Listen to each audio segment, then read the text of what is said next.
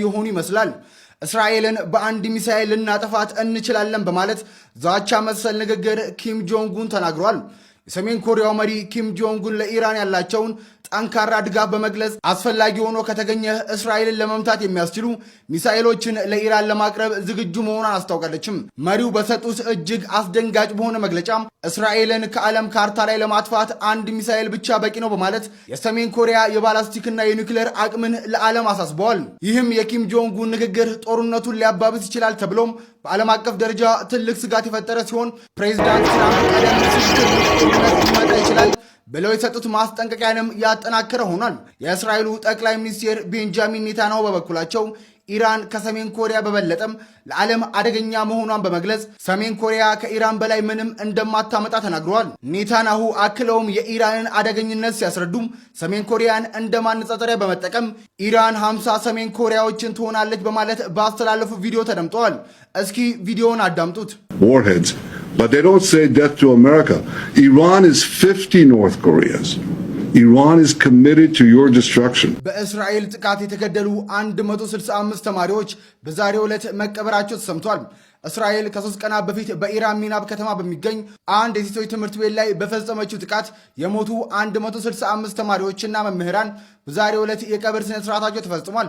የከተማው አስተዳዳሪ መሐመድ ራድማህር እንዳስታወቁት ከ24 ሰዓት በላይ በፈጀው የፍለጋ ስራም ከፍርስራሽ ስር 165 ሰዎች አስክሬን የተገኘ ሲሆን ከሞቱት በተጨማሪም 96 ሰዎች መቁሰላቸው ተነግሯል። ጥቃቱ የተፈጸመው ተማሪዎች በክፍል ውስጥ ትምህርት ላይ እያሉ በህንፃው ላይ በደረሰ የሚሳኤል ጥቃት ህንፃው በመደርመሱ ነው። በአሜሪካና በእስራኤል ላይ የሲኦል በሮች ይከፈታሉ ሲሉ የኢራን አብዮታዊ ዘብ በዚህ ሰዓት መግለጫ ወጥቷል።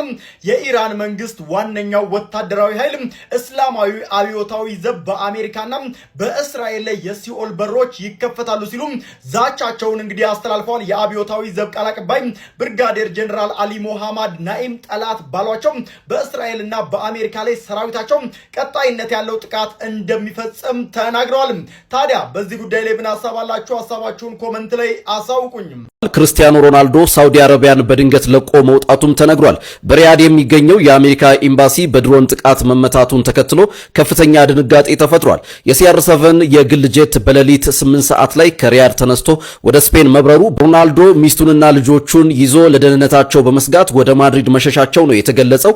በቀጠናው ያለው ውጥረት እየጨመረ በመምጣቱ በርካታ የውጭ ዜጎች አካባቢውን እየለቀቁ ነው። ታዲያ የሮናልዶና የክለቡ አልናስር ቀጣይ ጣፈንታ ምን ይሆናል? እናንተ ምን ትላላችሁ? ሮናልዶ ተመልሶ ይመጣል ወይስ የሳውዲ ቆይታው በዚህ ያበቃ? እስራኤል የኢራንን የመንገድ ዳር ካሜራዎች በተለይም ደግሞ የመሪያቸውን የአያቶላ አሊ ኻሜኒን ቤት እንዲሁም በተጨማሪ የቢሮአቸውንና የተለያዩ ባለስልጣናትን የመኖሪያ አካባቢ ላይ የሚገኙ ትልልቅ ካሜራዎችን በመጥለፍ ለአመታት ስትከታተል ነበረ። ትልልቅ የሚባሉ ባለስልጣናትና አሊ ኻሜኒ እንግዲህ ከማን ጋር እንደሚገናኙ ባለስልጣናቱ መቼ ወደ እሳቸው ቢሮ ወጥተው እንደሚገቡና እያንዳንዱ ጥቃቅን መረጃዎች ስትሰበስብ እንደነበረ የፋይናንሻል ታይምስ ዘገባ በምርመራ ዘገባው ላይ በዛሬው ዕለት ይዞ ወጥቷል። ይህም ነገር በርካቶችን እያስገረመ ይገኛል።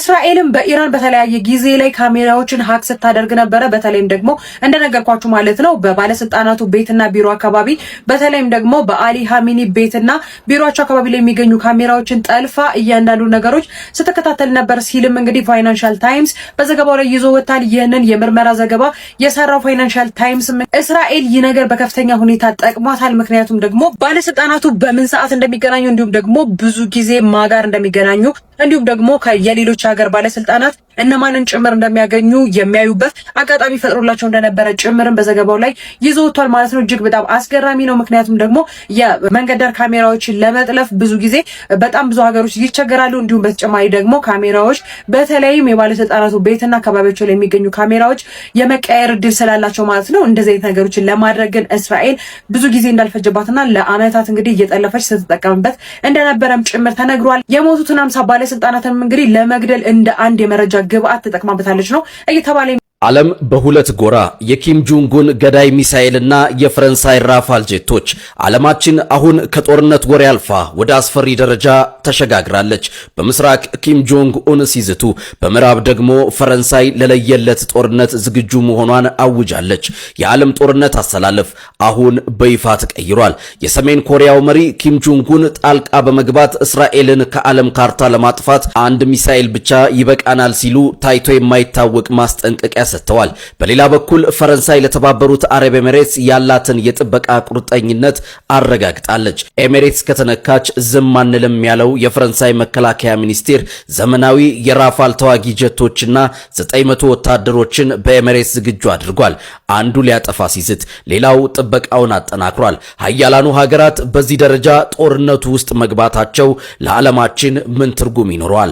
ሐሳባቸው ይገኛል። ኢራን በዚህ ሰዓት በመሬት መንቀጥቀጥ እየተመታች መሆኑ ነው ሚዲያዎች እየዘገቡ የሚገኘው። በጌራሽ ግዛት ውስጥ እንግዲህ በኢራን በሬክተር ስኬል 4.8 የሚለካ የመሬት መንቀጥቀጥ መከሰቱ ነው እየተነገረ የሚገኘው። እንደሚታወቀው እንግዲህ በኢራን ላይ በአሜሪካ እንዲሁም ደግሞ በእስራኤል ላይ ጥቃት እየተሰነዘረባት እንደነበረ የሚታወስ ነገር ነው። ኢራንን በተመሳሳይ እስራኤልን ጨምሮ ወደ ሌሎች ሀገሮች ጥቃት እየሰነዘረች መሆኑ የሚታወቅ ነገር ነው። ነገር ግን ይህ የተከሰተው የመሬት መንቀጥቀጥ ኢራን የተለያዩ የኒውክሌር ሙከራዎችን እያደረገች ሊሆን ይችላል፣ እንዲሁም ደግሞ በጦርነቱ ምክንያት የተከሰተ ሊሆን እንደሚችልም ጭምር ተነግሯል። እንደሚታወቀው ከወራት በፊት ኢራን እንዲሁም ደግሞ እስራኤል ያደረጉት የ12 ቀኑ ጦርነት ጊዜም እንግዲህ ኢራን እንደዚህ አይነት የመሬት መንቀጥቀጥ አጋጥሟት እንደነበረ የሚታወስ ነገር ነው። በአሁን ሰዓትም እንግዲህ እጅግ በጣም አሳዛኝ በሆነው ሁኔታ ኢራን የመሬት መንቀጥቀጥ እንደገጠማት ነው እየተነገረ የሚገኘው። የጂኦሎጂ ባለሙያዎች እንደተናገሩት ከሆነም ከመሬት ጥልቀት 16.21 ማይል ጥልቀት ያለው የመሬት መንቀጥቀጥ አጋጥሟት ነው የተባለ።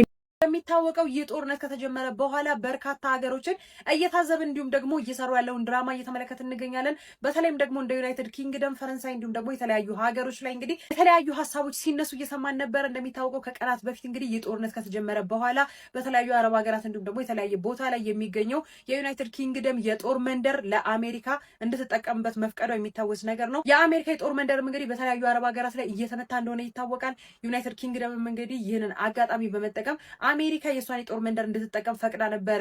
ነገር ግን ዛሬ ደግሞ በተካሄደ የዩናይትድ ኪንግደም ፓርላማ ላይ እንግዲህ የዩናይትድ ኪንግደሙ ጠቅላይ ሚኒስትር በጦርነቱ እንዲሁም ደግሞ በፍትጊያና ጥቃት በመሰነዛዘር የሚመጣ የመንግስት ለውጥም ሆነ ጥሩ ሀሳብ እንደሌለ በመናገር እንግዲህ ከዶናልድ ትራምፕ በተቃራኒ ጎን እንደቆሙ ሲያስመስሉም ጭምር ዛሬ ማለት ነው ተመልክተናል። ነገር ግን የጦር መንደራቸውን ደግሞ እንዲጠቀሙበት ደግሞ በሌላ በኩል ፈቅደዋል ማለት ነው። ይህንን በተመሳሳይም እንግዲህ ወደ ኢራን ጥቃት ይሰነዝራሉ ከተባሉ ሌላኛው ሀገር መካከል ፈረንሳይ አንደኛዋ እንደሆነች ይታወቃል። ነገር ግን ፈረንሳይ በቀጥታ አሜሪካን ወይ እንዲሁም ደግሞ እስራኤልን በማገዝ ኢራን እንደምትመታ አይደለም እየተናገረች ያለችው። በተቃራኒው የዩናይትድ አረብ ኤምሬትስን ሰማይ የሚደፍር የትኛውንም አይነት ጥቃት እከላከላለሁ እንዲሁም ደግሞ በዩናይትድ አረብ ኤምሬትስ ሰማይ ላይ እኔ ያለው ስትልም ጭምር እንግዲህ በዛሬው ዕለት መግለጫ እያወጣች ትገኛለች። ይህ ማለት በተቃራኒ በአንደኛውም ሆነ በሌላኛው መንገድ በኢራን ላይ እንደሚዘምቱ የሚያሳዩበት ሌላኛው መንገድ እንደሆነም ጭምር እንግዲህ እየተመለከትን እንገኛለን። እናንተስ በዚህ ጉዳይ ላይ ሀሳብ አላችሁ ወይ? ሀሳባችሁን ኮሜንት ያጋሩኝ። በሌሎች አዳዲስ መረጃዎች በድጋሚ እመልሳለሁ። የፕላስ ምልክቷን መጫናችሁን አትርሱ። መልካም ቀን ይሁንላት። ነው ጋይስ እየተመለከትን የምንገኘው። እንደሚታወቀው ይህ ጦርነት ከተጀመረ በኋላ በርካታ ሀገሮችን እየታዘብን እንዲሁም ደግሞ እየሰሩ ያለውን ድራማ እየተመለከትን እንገኛለን። በተለይም ደግሞ እንደ ዩናይትድ ኪንግደም፣ ፈረንሳይ እንዲሁም ደግሞ የተለያዩ ሀገሮች ላይ እንግዲህ የተለያዩ ሀሳቦች ሲነሱ እየሰማን ነበር። እንደሚታወቀው ከቀናት በፊት እንግዲህ ይህ ጦርነት ከተጀመረ በኋላ በተለያዩ አረብ ሀገራት እንዲሁም ደግሞ የተለያየ ቦታ ላይ የሚገኘው የዩናይትድ ኪንግደም የጦር መንደር ለአሜሪካ እንድትጠቀምበት መፍቀዷ የሚታወስ ነገር ነው። የአሜሪካ የጦር መንደርም እንግዲህ በተለያዩ አረብ ሀገራት ላይ እየተመታ እንደሆነ ይታወቃል። ዩናይትድ ኪንግደምም እንግዲህ ይህንን አጋጣሚ በመጠቀም አሜሪካ የሷን የጦር መንደር እንድትጠቀም ፈቅዳ ነበረ። ነገር ግን ዛሬ ደግሞ በተካሄደ የዩናይትድ ኪንግደም ፓርላማ ላይ እንግዲህ የዩናይትድ ኪንግደሙ ጠቅላይ ሚኒስትር በጦርነቱ እንዲሁም ደግሞ በፍትጊያና ጥቃት በመሰነዛዘር የሚመጣ የመንግስት ለውጥም ሆነ ጥሩ ሀሳብ እንደሌለ በመናገር እንግዲህ ከዶናልድ ትራምፕ በተቃራኒ ጎን እንደቆሙ ሲያስመስሉም ጭምር ዛሬ ማለት ነው ተመልክተናል። ነገር ግን የጦር መንደራቸውን ደግሞ እንዲጠቀሙበት ደግሞ በሌላ በኩል ፈቅደዋል ማለት ነው። ይህንን በተመሳሳይም እንግዲህ ወደ ኢራን ጥቃት ይሰነዝራሉ ከተባሉ ሌላኛው ሀገር መካከል ፈረንሳይ አንደኛዋ እንደሆነች ይታወቃል። ነገር ግን ፈረንሳይ በቀጥታ አሜሪካን ወይ እንዲሁም ደግሞ እስራኤልን በማገዝ ኢራን እንደምትመታ አይደለም እየተናገረች ያለችው። በተቃራኒው የዩናይትድ አረብ ኤምሬትስን ሰማይ የሚደፍር የትኛውንም አይነት ጥቃት እከላከላለሁ እንዲሁም ደግሞ በዩናይትድ አረብ ኤምሬትስ ሰማይ ላይ እኔ ያለው ስትልም ጭምር እንግዲህ በዛሬው ዕለት መግለጫ እያወጣች ትገኛለች። ይህ ማለት በተቃራኒ በአንደኛውም ሆነ በሌላኛው መንገድ በኢራን ላይ እንደሚዘምቱ የሚያሳዩበት ሌላኛው መንገድ እንደሆነም ጭምር እንግዲህ እየተመለከትን እንገኛለን። እናንተስ በዚህ ጉዳይ ላይ ሐሳብ አላችሁ ወይ? ሐሳባችሁን ኮሜንት ላይ ያጋሩኝ። በሌሎች አዳዲስ መረጃዎች በድጋሚ መልሳለሁ። የፕላስ ምልክቷን መጫናችሁን አትርሱ። መልካም ቀን ይሁንላችሁ። ፈረንሳይ በመካከለኛው ምስራቅ ሁኔታ በመጨረሻም ዝምታዋን ሰብራለች። ፓሪስ ለተባበሩት አረብ ኤምሬትስ ያላትን የጥበቃ ቁርጠኝነት በይፋ አረጋግጣለች። በሁለቱ ሀገራት መካከል ባለው ወታደራዊ ስምምነት መሰረት ኤምሬትስ ላይ ማንኛውም ጥቃት ቢሰነዘር የፈረንሳይ ዘመናዊ የራፋል ተዋጊ ጄቶች አየር ላይ ለመገኘት ዝግጁ መሆናቸው ተገልጿል። በአሁኑ ወቅት ፈረንሳይ በኤምሬትስ በሚገኘው የጦር ሰፈሯ ላይ ዘመናዊ የራፋል ጄቶች ዝግጁ ማድረጓ ገልጻለች። ውጪ በሚሳኤል እየተደበደበች የምትገኘው ኢራን ከውስጥ ደግሞ ከባድ በተባለ የመሬት መንቀጥቀጥ መመታቷን በዚህ ሰዓት የወጡ መረጃዎች እያሳዩ ይገኛሉ። በኢራን ውስጥ ባለው ጌራሽ ቀጠና ውስጥ ታዲያ ከባድ የተባለ የመሬት መንቀጥቀጥ መከሰቱን አልጀዚራ ይዞት ከወጣው መረጃ ላይ ተመልክቻለሁ። እንደሚታወቀው አንዴ በጦርነት አንዴ በመሬት መንቀጥቀጥ እየታመሱ ይገኛሉ። እጅግ በጣም አሳዛኝ በሆነ ሁኔታም ታዲያ በርካታ ሲቪሊያንም በዚህ ጦርነትም እየሞቱ ይገኛሉ። አሁን ደግሞ የመሬት መንቀጥቀጡ ችግር እየፈጠረ እንዳለ መረጃዎች አሳይተዋል።